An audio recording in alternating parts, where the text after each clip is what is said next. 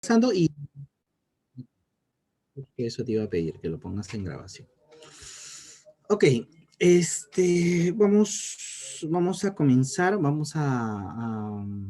a retomar los temas que estamos viendo en el curso, que estamos viendo en cada clase, en cada semana.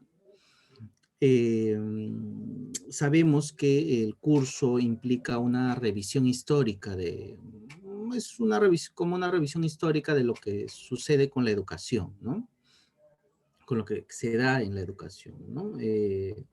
Desde la primera clase hemos hablado sobre conceptos, definiciones, en la segunda el proceso de humanización, en la tercera hemos hablado acerca de en la edad antigua, algunas culturas, como la cultura griega y la cultura romana, perdón, la cultura griega y la cultura hebrea, ¿no? No hemos visto más culturas. Hubiera sido interesante revisar algunas otras culturas también, ¿no? Como la cultura egipcia, romana, la cultura, las culturas orientales, por ejemplo, ¿no? ¿Cómo habrá sido la educación en la antigüedad en las culturas orientales, ¿no? En Medio Oriente, bueno, más que en Medio Oriente, en la India, en China, ¿no? Por esos lugares. Y bueno, hemos estado viendo de estas culturas sus características, ¿no? ¿Qué características tenían en cuanto a la educación? Bueno, socialmente, cómo estaban estructuradas, pero también cómo concebían la educación, qué hacían con la educación en esas culturas. Cada una de ellas tenía sus particularidades, sus propias formas de hacer y realizar educación, ¿no? Y bueno, después dimos paso a la educación en el Tahuantinsuyo, ¿no? En el incanato, ¿no? Y ahí revisamos un poco también de cómo estaba conformado el incanato o el Tahuantinsuyo, cuál era su organización, su organización social, religiosa, cómo era el ámbito religioso, cómo se estableció también la educación en ese periodo, dándonos a conocer que había una educación como de una educación formal y una educación informal, que la educación formal era para la nobleza y la educación informal era para el pueblo en general, ¿no? Entonces, cada uno con sus propias características, sus propias formas, y esta separación de géneros, ¿no? Una educación clasista y con una separación claramente por géneros, ¿no? Donde se enseñaba a los varones algo diferente que a las mujeres. Entonces, continuando con esta revisión que seguimos haciendo de la educación a lo largo de la historia, si hablamos, por ejemplo, desde el punto de vista, o bueno, desde el punto de vista histórico, si hablamos de la edad antigua, ahora nos tocaría hablar de la edad media, ¿no?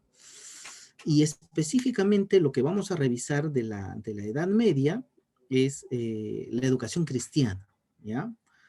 Eh, porque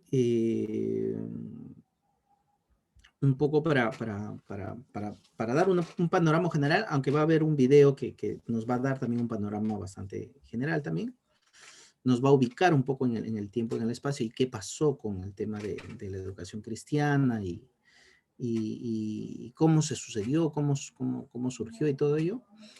Pero la Edad Media es un periodo histórico, ¿no?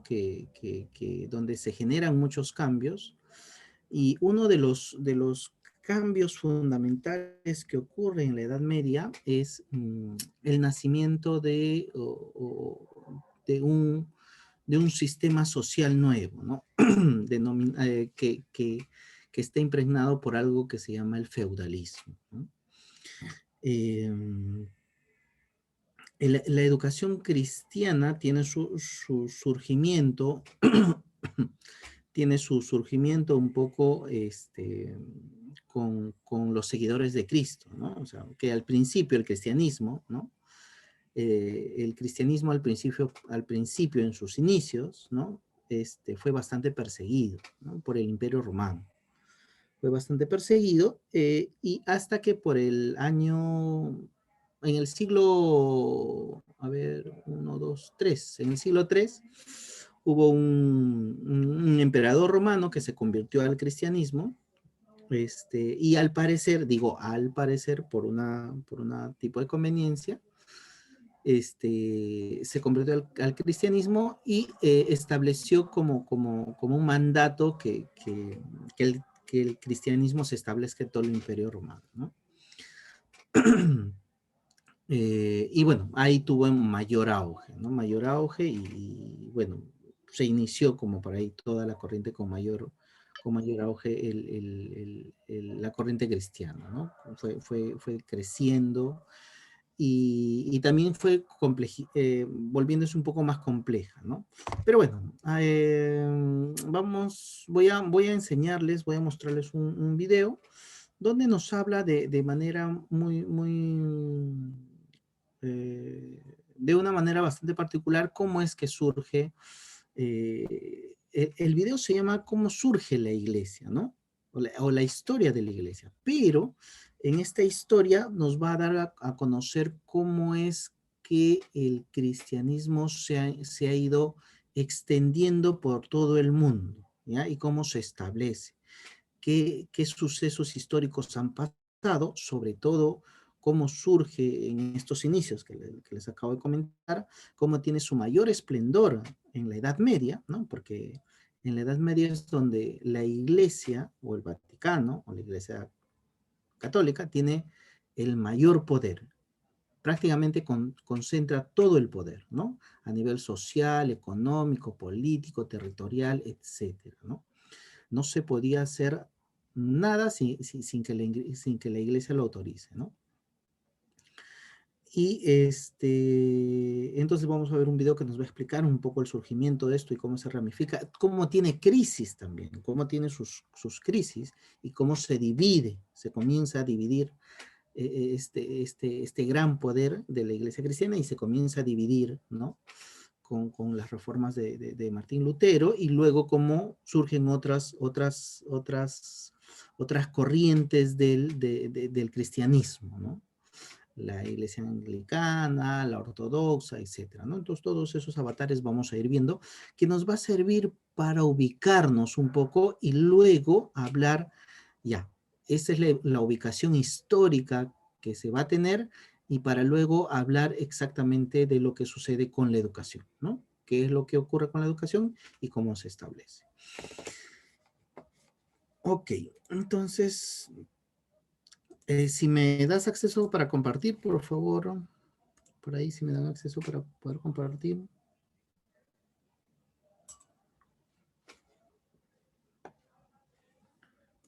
Ya, ahora sí. Ok, ya está.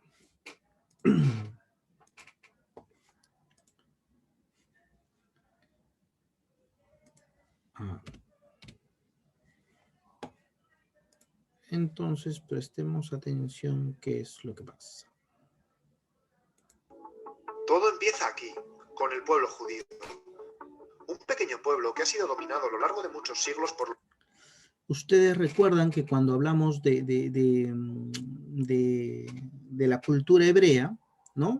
Justamente comenzó aquí, ¿no? Por eso dice el pueblo judío, ¿no?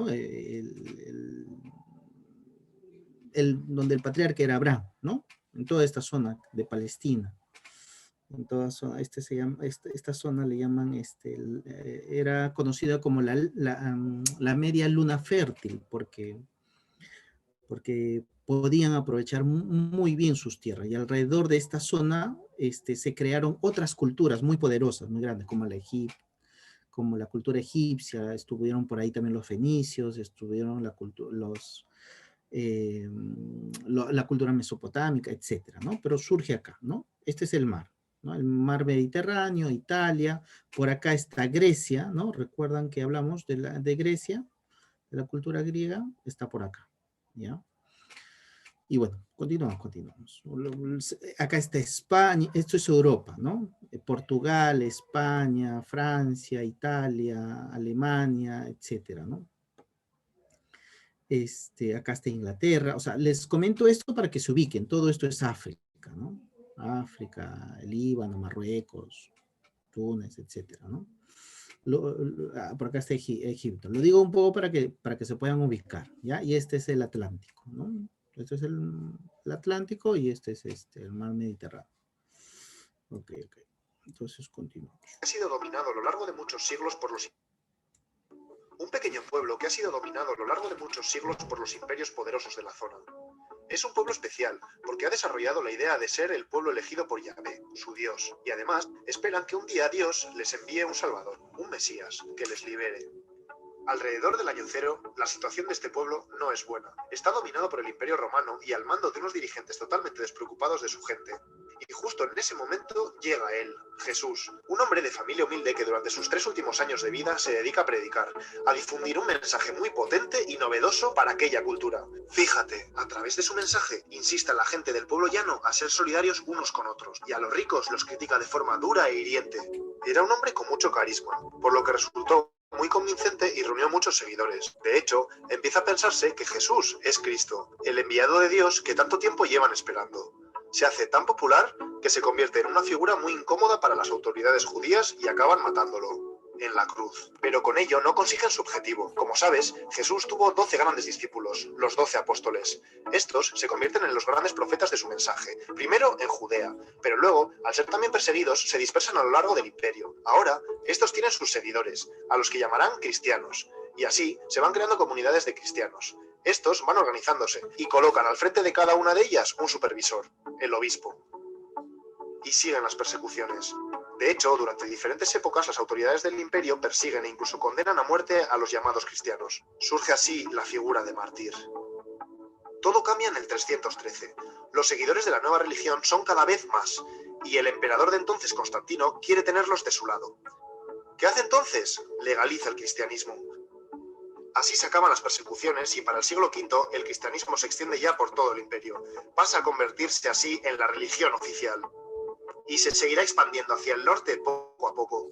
Y de aquí en adelante, cuanto más grande es la ciudad que dirige, mayor es la reputación del obispo. Y cuando el imperio se parte en dos, los obispos más importantes son el de Constantinopla en esta parte de aquí y el de Roma en esta parte de aquí. A este pronto empezará a llamársele Papa. A partir de ahora, las cosas se ponen feas. Atento. Por un lado, con la conversión a lo bestia de la población al cristianismo, se pierde en gran parte el mensaje revolucionario de Jesús. A esto se le suma que el imperio cae. Los bárbaros lo han dejado todo medio en ruinas, y por tanto mucha de la organización eclesiástica se va al garete. Así que ahora el cristianismo ha perdido contenido y ha perdido estructura. Y fíjate, porque en la ciudad de Roma, ahora que no hay emperador, el Papa se convierte en la máxima autoridad, en la figura más poderosa. Atento, porque en esta otra zona están pasando cosas importantes. En el siglo VII surge una nueva religión en Arabia, el Islam. Toda una revolución en el mundo árabe y con gran dinámica militar. Pues bien, el Islam va ocupando toda esta zona, hasta llegar aquí, incluso hasta Roma. Y así, se enciende la tensión entre cristianos y musulmanes, que en lugar de ver las similitudes de sus religiones, se enfrentan por intereses políticos y militares. Luego te sigo contando. Volvamos a hablar del Papa, que ya verás qué lío. Como te he dicho, ahora, el Papa es la máxima autoridad de Roma. Pues bien, de aquí en adelante va involucrándose en los enredos, alianzas y luchas de poder característicos de cualquier persona interesada en dominar. Y durante los siguientes siglos seguirán peleando por mantener su poder y ejercer autoridad sobre todo. Hacen vida de reyes, y la corrupción y la avaricia se convierten en algo común entre la mayoría de los papas sucesivos. Increíble, ¿verdad? Poco se parece todo eso al mensaje que quería transmitir Jesús, ¿no? Siglo XI. El cristianismo se ha ido reestructurando y se extiende más o menos así. ¿Te acuerdas de Roma y Constantinopla? Pues entre tanta decadencia se genera entre ambos obispos grandes tensiones. Y en 1054 se produce una ruptura, el gran cisma entre las dos iglesias. A partir de ahora se divide la iglesia romana aquí y la iglesia ortodoxa aquí. Pero paremos un momento que no todo es degeneración en el cristianismo. Te hablo de los monjes benedictinos, que desde el siglo VI van extendiéndose por gran parte de Europa. Estos, siguiendo la esencia de la palabra de Jesús, se organizan en monasterios y ayudan a la gente de los pueblos próximos a reorganizarse y a mejorar la calidad de sus vidas que por entonces era miserable. Esto es otra cosa, ¿no? Y ya verás, a lo largo de la historia van a existir dos mundos dentro del cristianismo. La iglesia de base, más humana y sensibilizada con las necesidades sociales del mundo, y la de la jerarquía, centrada mucho más en mantener su estatus. Volvemos a la tensión entre cristianismo e islam. Lo de ahora te suena seguro. Por un lado, en la península ibérica se produce la Reconquista, de 722 a 1492. Los ejércitos cristianos van ganándole terreno a los musulmanes hasta recuperar todo esto. Por otro lado, a principios del siglo XI empiezan las famosas cruzadas. Los papas, en lugar de buscar un acercamiento con Islam, entre este año y este año, arman ejércitos compuestos por soldados europeos, que en nombre de Dios y el cristianismo acuden a los santos lugares, a los sitios donde surgió todo, para liberarlos. Aunque te cuento una cosa, el objetivo de fondo era poder tener control sobre el Mediterráneo, que como sabes, tiene un gran interés comercial. Bueno, pues a partir de estos dos episodios se intensifica el conflicto Islam-cristianismo y se mantiene durante siglos. Paralelamente está ocurriendo otro episodio oscuro. En 1184 surge la Inquisición, que fue especialmente importante en toda esta zona. Te explico. A lo largo de más o menos 6 siglos, todo aquel que cuestiona la doctrina oficial cristiana se le considera hereje. Y ser hereje es ser enemigo de la Iglesia. Así que la Inquisición lo persigue, lo castiga, tortura e incluso mata. ¿Te acuerdas de los mártires de la época del Imperio Romano? Ya ves que para esta época se le ha dado la vuelta a la tortilla. Pero no todos son sombras en la Iglesia. Antes te he hablado de los monjes benedictinos y su labor de ayuda, pues para ahora han surgido nuevas órdenes religiosas. Cistercienses, los cartujos y cartujas, los franciscanos, las monjas clarisas y los dominicos y dominicas. Todos ellos tienen como misión atender a necesitados y ayudar a los pobres. Mejor así, ¿no? Atento ahora, porque sucede algo importante. En el siglo XVI aparece en escena Martín Lutero, un monje alemán que se queda escandalizado cuando va a Roma y se encuentra con todo el desastre que te he contado de la jerarquía eclesiástica. Así que emprende lo que se conoce como la Reforma Protestante. Busca la reforma, el cambio radical de la estructura de la Iglesia. Pues bien, como reacción se produce el famoso Concilio de Trento, reunión de obispos. ¿Qué deciden? Pues justo lo contrario, dar más valor a la figura del Papa y alto clero y por tanto jerarquizar aún más el asunto. ¿Qué pasa entonces? Pues que el luteranismo se separa de la Iglesia romana. Posteriormente, otros movimientos religiosos hacen lo mismo y crean iglesias protestantes por toda esta zona. Y también en Inglaterra, donde el rey Enrique VIII quiere divorciarse de su mujer, pero como el Papa de entonces no le da permiso, se enfada y opta por romper con la Iglesia romana. Así se crea la Iglesia evangelista. Ya ves, la Iglesia romana se ha reducido geográficamente y comienza a autodenominarse católica. Pero espera, que entonces llega la época de la expansión de Europa por todo el mundo. En la medida que los países de Europa van conquistando territorios, llevan ahí su religión y a sus misioneros, y el cristianismo se expande por todos estos sitios, más o menos así. Paremos un poco que te cuento algo. San Ignacio de Loyola funda la Congregación de los Jesuitas, un grupo de religiosos más dinámicos y con mayor impulso de expandir su fe. Y lo hicieron por todo el mundo, pero de forma algo diferente. En lugar de dejar que los conquistadores dominaran a las poblaciones indígenas y les sometieran, ellos luchaban por reorganizarles. Ante todo aquí. A los conquistadores no les gusta esta jugada y consiguen que el Papa les condene y los suprima. No más jesuitas por estas tierras por una temporada. Damos un salto hasta el siglo XVIII, el de la Ilustración, que como sabes defiende el poder de la razón y lo científico frente a la fe y superstición. Hasta ahora la Iglesia ha sido la que ha dado la explicación de las grandes verdades.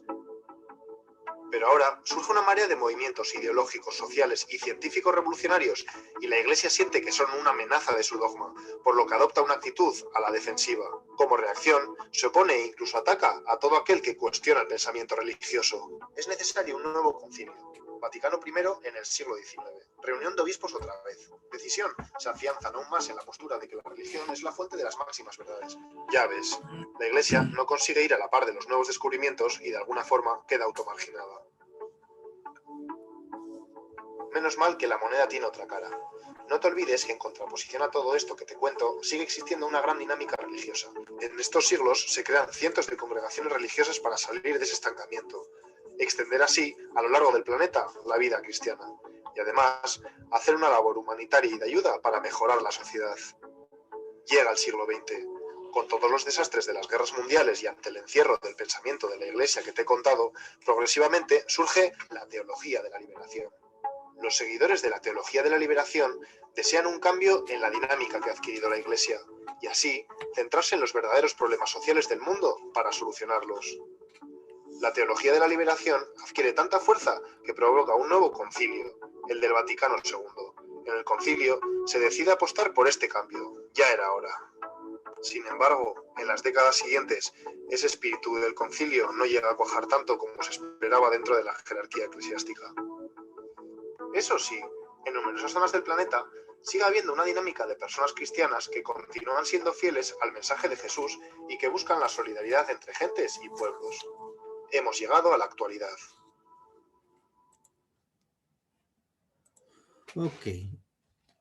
Entonces, eso ha sido un recorrido histórico bueno, de la historia de la iglesia, pero nos ayuda a entender cómo es que surge y cómo es que nace el cristianismo, ¿no? En la Edad Media. Y la Edad Media corresponde más o menos al siglo V, después de Cristo, o sea, el año 472, por ahí. ¿Por qué es ese año más o menos? Porque ahí es la caída del Imperio Romano, ¿no? El Imperio Romano, como en el video también lo explicaba, abarcó gran parte de Europa y África, ¿no? Y hasta un poco de Asia, me parece. Este, que tuvo un gran dominio por varios siglos, pero que tuvo su debacle en el siglo V, ¿no? Entonces, la Edad Media es desde el siglo V después de Cristo hasta el siglo XV después de Cristo, ¿no? Exactamente es hasta 1492, ¿no? Muchos historiadores ponen como fecha final de la Edad Media en 1492. ¿Qué ocurrió en 1492? A ver, les pregunto a ustedes, ¿qué hecho histórico ocurrió ese año? Es muy conocido.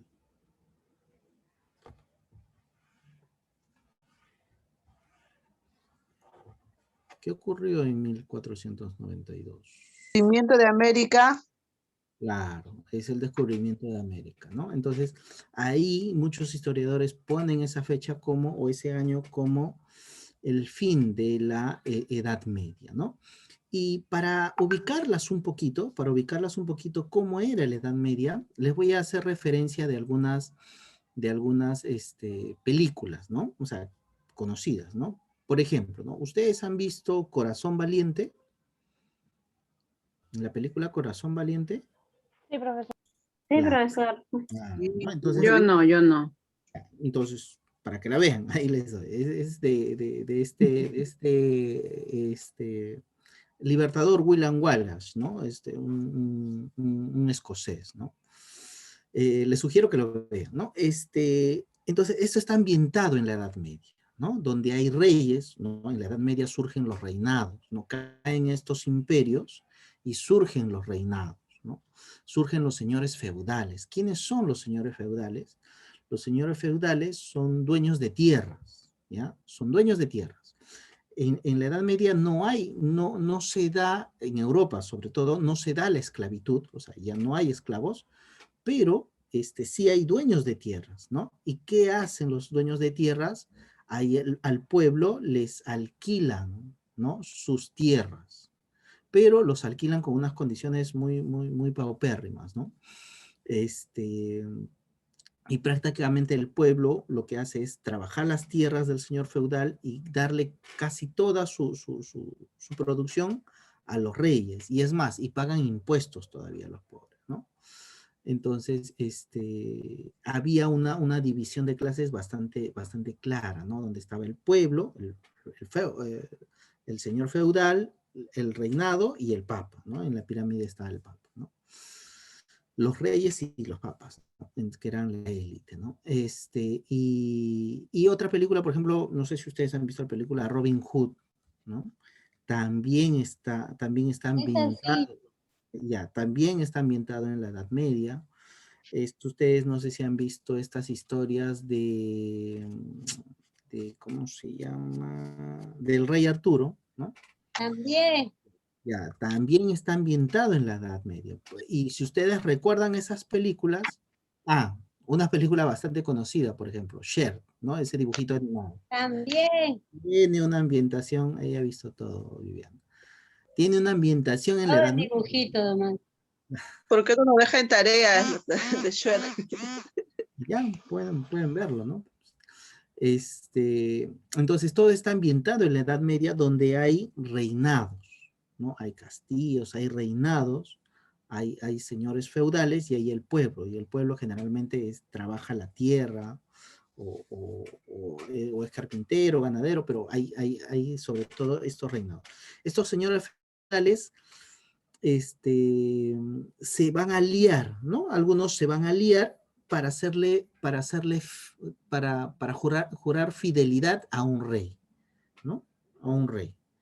Y a veces se pelean entre ellos para cambiar como de rey, para jurar por otro rey, ¿no? Entonces, en ese tiempo no había esta definición clara de los países, ¿no?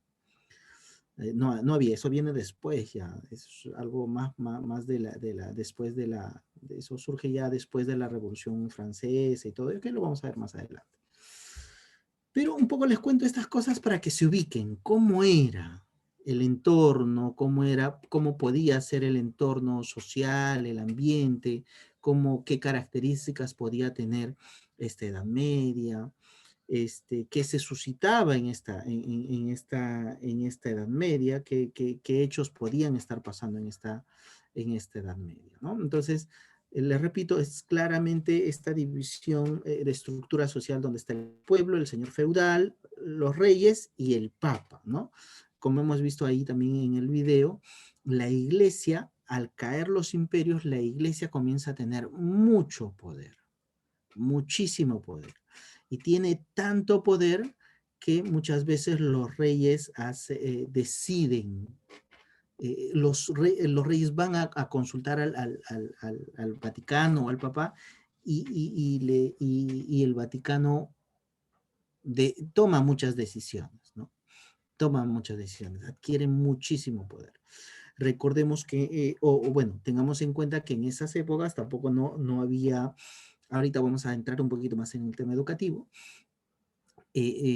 no, la población en general no tenía educación, ¿no? No tenía educación, tenía muy poca educación, no estaba creado todavía la imprenta, ¿no? Por lo tanto, había la información a través de escritos, era muy escasa y solamente pocas personas tenían acceso a los libros, a los escritos, y pocas personas tenían la posibilidad de aprender a leer y a escribir, ¿no?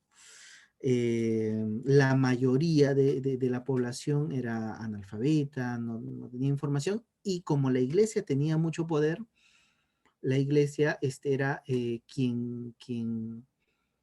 ¿cómo decirlo? Quien decía o quien ordenaba básicamente qué conocimiento era válido y qué no. Y todo conocimiento que parte de la iglesia y surge de la iglesia estaba basada en la fe, básicamente, en que tenías que creer porque tenías que creer, ¿no? Nada más, ¿no? Sin un fundamento necesariamente racional, lógico, ¿no? Y todo ello. Entonces, un poco esto, ¿no? Tiene todas estas características. Y bueno, pero dentro de todo esto también hay aspectos positivos, ¿no? Si bien la iglesia tenía un poder muy grande y era bastante enérgico y duro en que ese poder se haga sentir a la población en general, ¿no?